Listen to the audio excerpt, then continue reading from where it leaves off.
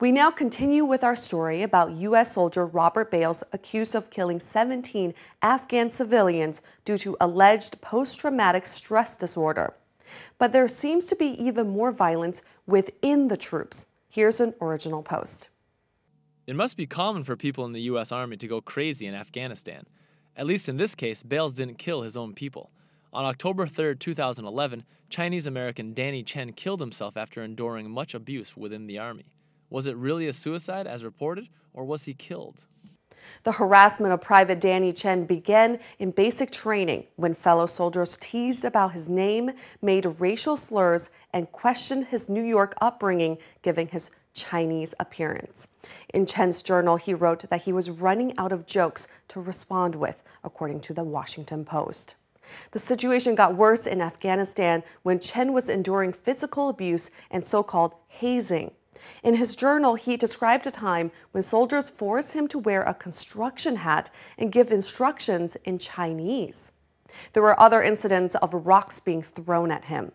Just a few weeks later, he was found dead of a self-inflicted gunshot wound in a guardhouse, although many Chinese suspect that it was manslaughter instead.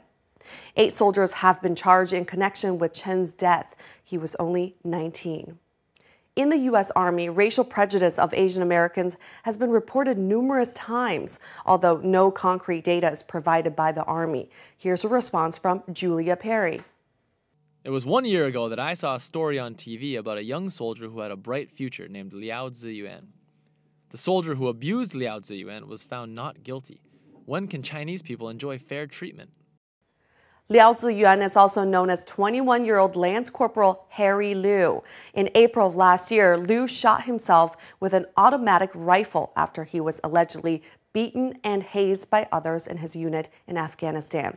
And even outside Afghanistan, there has been numerous reported cases of racial bullying of Asian Americans by non-Asian soldiers. But is it a matter of race? Check out this comment from M3G. Please pay more attention to the dropout rate of soldiers. Don't arouse our hatred for the U.S. by emphasizing the soldier was Chinese. That is the exact defense of the U.S. Army, claiming that the military is a true test of dignity, character, and perseverance. The process is grueling and not suited for the weak. Thus, the high dropout rates for those who are unable to endure physical and mental challenges. These cases may have not been about race, but more about social challenges. Asian American presence is small in the U.S. military, making up less than 4% of enlisted men and women, according to the Washington Post. While the U.S. military has strict policies against racism and bullying, but let's face reality. The nature of any military is a sense of obsessive patriotism, a feeling of us against them, and them being people who look different than the quote-unquote us. Also, young adults who enlist are often from rural areas with little or no exposure to diversity. Combine that with the mental training and militaristic mindset, it breeds an environment where there is a high possibility of racial discrimination. It's hard to say that the same circumstances won't happen in any other country, including China.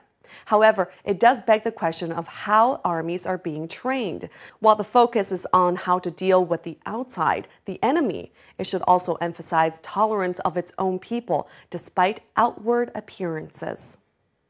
That's it for this segment of On the Radar. Next up, we cross over to you guys. Find out what Americans are asking about China in Microcross when we come back.